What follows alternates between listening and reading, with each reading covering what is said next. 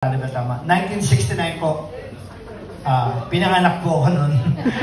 So wala pa ako alam sa mga nangyayari noon. So,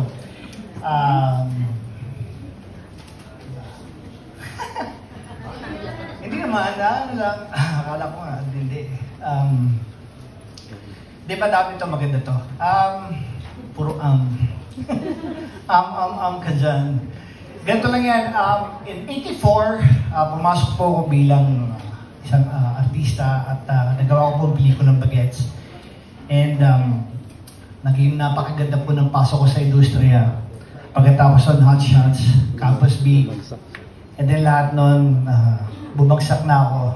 Sa mga hindi po nakakaalam, in 84, 85, 86, I was there. By first time I was 14 years old, 15, 16, and then ito na, bilang binata na nakaramdam ng kasikatan, ako po ay nagrebelde. Kala ko walang katapusan ng kaya ang buhay noon, ang pag-artista hanggang sa ako'y nawala. So I was doing movies left and right. So lang, Regal was there, of course, si Mother Lee was helping me out.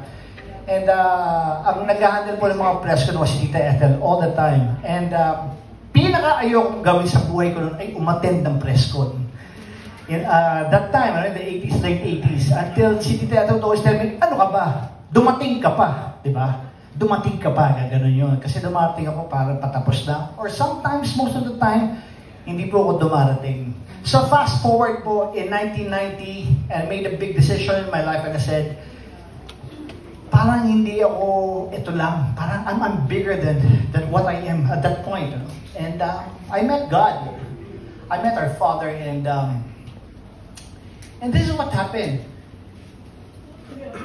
Tita Ethel Ramos ay pinatawag po ng tatay ko. Pumunta po sa bahay namin yan sa New York, Papa, sa New York, Cubao. Pumunta siya doon. Sabi, Aga, sabi ng Papa ko, eto kailangan mo, Ethel Ramos. Ganun ka, 19, 20 years old, like, press ko, ano mangyayari sa akin dyan, di ba? Parang, eto, kailangan mo ganyan, because your career is wala na, and ganyan. So long story short, hindi ko maintindihan. I even told Tita Ethel, kasi naiinis ako sa tatay ko pag pinapakailaman ako at that time. And, di ba, parang gano'n, pag bata ka, nakikilang magulo, parang naiinis ka. Anyway, sinabi ko sa kanya, Tita Ethel, pwede po ba tayo mag-meet bukas po sa Bistro Lorenzo? Sa bistro. Sabi niya, nakaupo na siya. Okay, sige. I'll be there 1 o'clock. If you're 1 minute late, forget about it. So I was so sure. So I made sure. Kasi sabi niya, alam niya na late ako. So, dumating ako alauna. Nag-usap kami hanggang gabi. Ito lang ang pinag-usapan namin. Marami, pero sinabi niya lang, itong tanong na to talaga, hindi ko makakalimutan. Ang tinanong niya sa akin, after all, itong mga kwento namin, sabi niya, are you ready for the big time? Tinanong niya sa akin yun. And I'm like, anong ibig sabihin are you ready for the big time? Who doesn't want to be big time? Like, of course, do you know what it entails to be in that league? Whatever it is, I go, I'm ready for it. So it started just like that. And I would say, again, the rest, I guess, is history. Ngayon ko na na-realize how big she is and she was. Because the whole time, she covered me. She shielded me from everything, from what was happening. Tita Ethel and I had this relationship that no one will ever know. What we talked about all the time, what we would talk about, how we would plan things, lahat ng sakit, dinaanan ko dyan. Ang hirap kung paano niya ako minolde talaga dahil matigas ang ulo ko talaga. But I had aspirations, I had big dreams, and she saw that in me. Minolde niya talaga ako. It was really hard for me, but I saw results. I was seeing results every year. I was just getting, if I may humbly say, parang I was just making it big, really big. And she said, Aga, we're going for the big time. All the way. Ganun kami mag-usap niyan. But I did realize that she really shielded me from from all of you. Kasi hindi ko, nagulat ako na, sa totoo wala, akala ko ako lang ang nasa buhay niya. Ang dami niyo palang nasa buhay niya talaga. Akala ko the whole time it was just me because every time we talk, it was just about me and no one else. She wouldn't tell me what's happening sa personal niya, sa buhay niya. But we saved. We worked hard. She wanted me to save and save and save. Because ang point niya is, Aga, one day you'll get old and you're gonna be tired.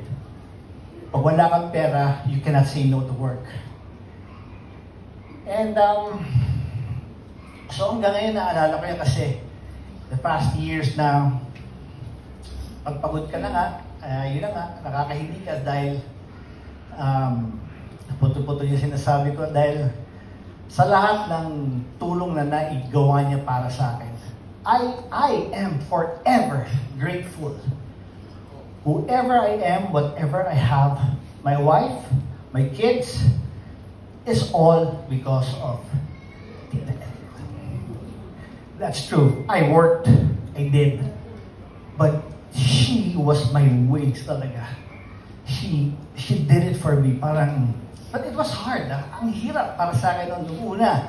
When I was younger, but when I got older, that's when I realized, my goodness, so selfless. All she thought was just about me. Puro sa akin lang, paano ako sisikat, paano ako yayaman, paano ako titino, at para makahanap ng napakahusay at napakabait na asawa. You know, and really, if not for Tita Ethel talaga, sinasabi nga ng iba, hindi aga, you worked also, ikaw yun. Yeah, ako yun ang katrabaho, but kung walang guidance niya, wala na ako talaga, wala na rin. So, I owe it to you, Tita Ethel,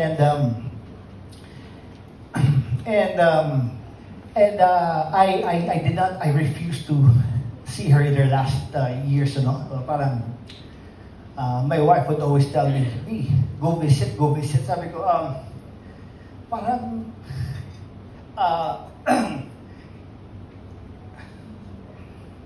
it'll be hard for you guys to understand what we had for the 30 plus years together. Oh my goodness. When I saw her, one picture, when it came out, I was like, what the, anong nangyari, diba? Parang gano'n. But why? I questioned for what time, why? And then, ang ganda na sinabi ni Ed kanina, you know, she did not suffer really. Binigyan siya ng pagkakataon ng Panginoon na para mag-settle down, para makita ng lahat ng tao, para mapuntahan siya, magbisita isa-isa. Tita Chit, you're awesome. Thank you very much also. You did so much for me. And Tita Ethel, Tita Len, yes. Of course, sa inyo magkakapatid. Tita Nel, salamat din sa iyo, sa mga anak mo, kay Farah, kay Patty, mga pamangkin Makmak, si Joe, lahat kayo, no? Si Tita Ethel would always tell me all the time, lahat ng kinikita namin, lahat ng kikitain niya, ang iniisip niya parati mga pamangkin niya. It's all about you guys. Puro sa inyo yan. Sa inyo yan. Lahat ng naipon na rin niya, kasi wala naman siya pamilya, kundi kayo. Kayo mga anak niya, mga pamangkin niya. Sobra. Lagi, I wanna thank you also, and Senator Bong. Maraming salamat sa mga panahon na wala ako, hindi kayo tumigil, nandun kayo. Pasensya na kayo sa kahinaan ko. But, Tita Ethel knows. You know. Our secrets, alam namin lahat yan. Pati kay FPJ, Tita Aster. Kung hindi, nasabi sa akin yun. Lahat. Ako rin naman lahat ng sikreto ko, alam niya. Wala na, tahimik. Salamat, Tita Ethel, for the protection. At sa inyong lahat, maraming salamat. I just want to end this right.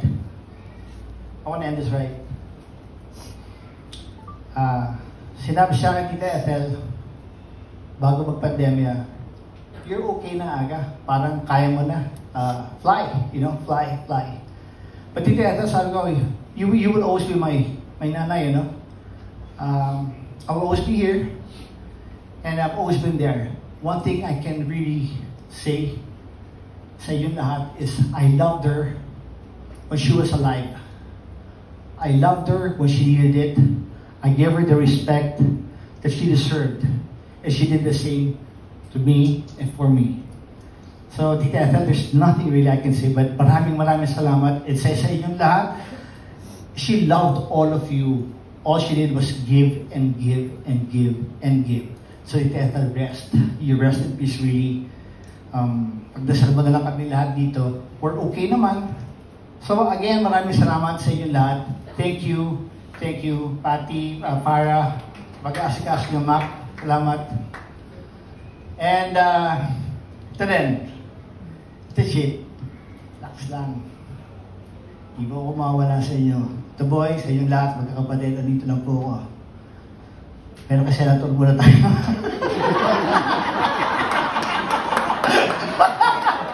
Kung sabihin na ito, aga, ipunin mo na yung pera mo. Pero yun eh. So yun lang po. Maraming sabi, Ian pa rin niya, sabi, ayun. Oo. Ayun. So hindi ako nakaiyak. Salamat. Thank you very much. Palakpakan na lang natin si Ethel, please. Salamat. Ethel, maraming salamat. Maraming salamat.